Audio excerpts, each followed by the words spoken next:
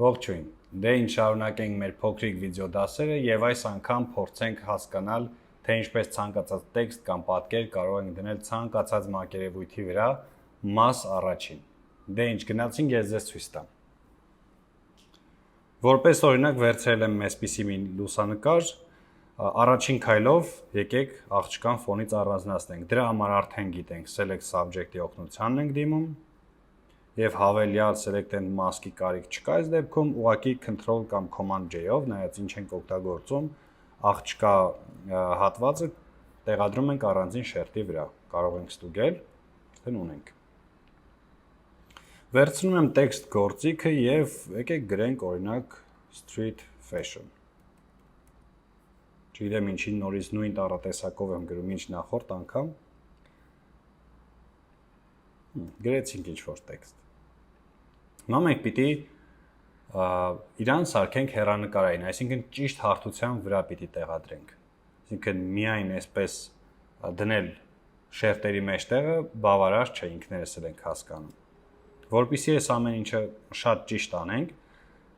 եկեք ներքևի շերտից վեր եւս մի շերտ ստեղծենք։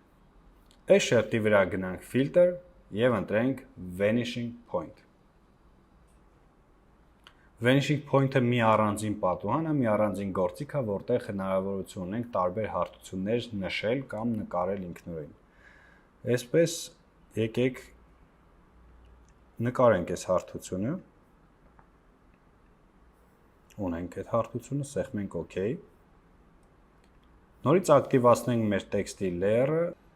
տեքստի շերտի վրա անում ենք աջ քլիկ եւ ընտրում convert to smart object։ Ինքը դադարում է ուղղակի տեքստ լինելուց, դառնում է արդեն ուղղակի smart object։ Smart object-ի վրա control-ը պահած քլիկ ենք անում, որպեսզի ընտրվեն բոլոր պիքսելները եւ control-C, copy, այսինքն մեր իմացած copy-ն։ Հիմա սեղմեմ deselect, եթե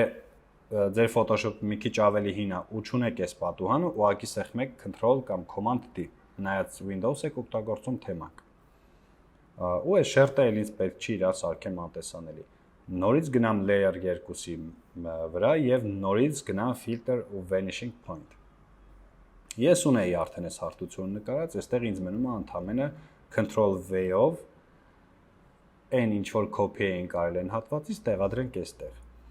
Բայց որpիսի street fashion գրածը դառնա հեռանկարային եւ ճիշտ հարթության վրա տեղադրվի, իրան ձգում ենք ու բերում ենք մեր սարքած հարթությանն ենք դնում։ Եթե հանկարծ ունենք այսպիսի էֆեկտ, որ չի տեղավորվում, մենք գիտենք սովորական free transform գործիքի մասին, չէ՞։ Սեղմենք control կամ command T եւ իրեն փոքրացնենք տարբեր ուղղություններով։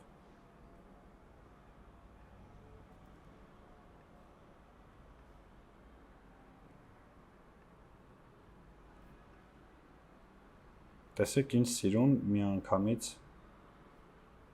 հարթության վրա է տեղավորվել։ Սեղմենք OK ու արդեն ունենք այն ինչ որ ուզում էինք։ Միակ բանը, որ այս պահին դեռևս այդքան էլ իրականին մոտ չի, դա նա է, որ աղջկանից պատի վրա ընկած ստվերը